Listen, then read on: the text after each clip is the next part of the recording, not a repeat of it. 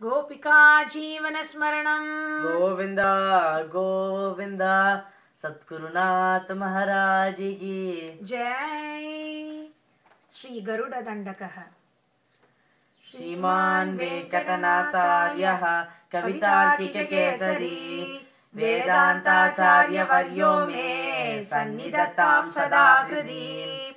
नमः पन्नगनद्दाय वैकुण्ठवशवर्तिने श्रुतिसिन्धुसुतोपाद मन्दराय गरुत्मते।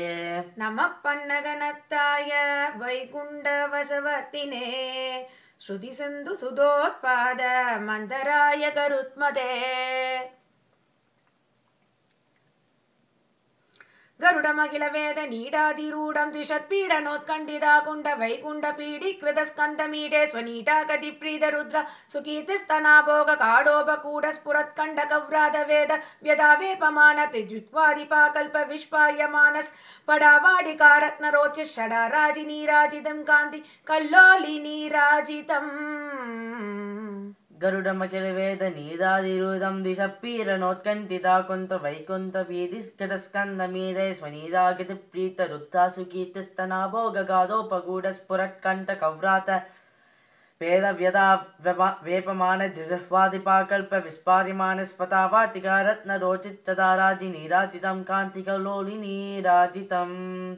जय गरुड सुवर्ण दर्वीकराहार देवादिपाहार हारिन्द्वौकस्पतिक्षिप्त दम्बोलिधारा किनाकल्प कल्पान्त वातूल कल्पो दयानल्प वीरा हितोत्यक्षमक्कार दैत्यारि जैत्र तुजारोह निर्धारितोत्कर्ष संकर्षणात्मन् गरुत्मन् मरुपञ्चकाधीश सत्यादिमूर्ते न कच्चित् समस्ते नमस्ते पुनस्ते नमः।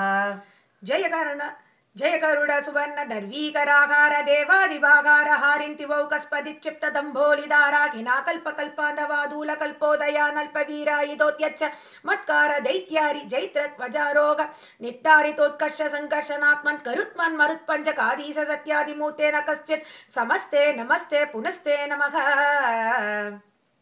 नमैदमजगत्सपर्याय पर्याय निर्यात भक्षानिलास्पाल पालनोत्वेल पादोदिवीचीशपेडा हदाकाद पादाल भांगार संकृत्य नागेन्द्र पीडाशुनी भावभास्वन्नकश्रेण ये चण्डदुण्डाय नित्यत् भुजङ्ग भ्रुवे वज्रिणे दंश्रया तुभ्यम् अध्यात्म विद्या विधेय विधेय भवत्तास्य मापाद ये तात ये चास्य मे। नमेदमहजत्स पर्याय पर्याय निर्यात पक्षानिलास्पालनोद्वेल पातोदिवीची च पेता हतागाथ पाताल भांकार संगुत्त नागेन्द्र पीदाशिनी भाव भास्वन्न कष्टेन ये तन्दतुण्डाय नित्यद्भुजङ्ग भ्रुवे वज्जिने दंशया तुभ्यमात्यात्म विद्या विधेया विधेया भवत्तासि मापादयेतात एताश्च मे। मनुनर्गत पक्षि वक्त स्फुरत्तारकस्तावकश्चित्तपानुप्रिया शेखरस्त्रायतां नस्तिवर्गापवर्ग प्रसूति परव्योमदामन् वरद्वेषि दर्पज्वलद्वालकिल्य प्रतिज्ञावतीर्न स्थिरां तत्त्वबुद्धिं परां भक्तिदेनं जगन्मूलकन्दे मुकुन्दे महानन्ददोग्धीं दधीदा मुदाका महीना महीना महीनान्तका। मधुरनुगत पक्षि वक्त्र स्फुरत्तारकस्तावकश्चित्रभानुप्रिया चेकरस्त्रायतां नस्त्रिवर्गापवर्ग प्रसूति परव्योमदामन्वलत्वेषि दर्पज्वलत्वालकिल्य प्रतिज्ञावती न स्थिरां तत्त्वबुद्धिं परां भक्तिदेनं जगन्मूलकन्दे मुकुन्दे महानन्ददोक्रीं तदीतां उदाकां अहीना महीना महीनान्तक। शत्रिंशत्कनचरणो नरपरिपाडी नवीन कुम्भगणः विष्णुरथदण्डकोऽयं विगडदु विवक्षवाहिनी व्यूहम्। शत्रुंसत्कनचरणो नरपरिपाती नवीन कुम्भगणः विष्णुरथदण्डकोऽयं विगडयतु विवक्षवाहिनी व्यूहम्।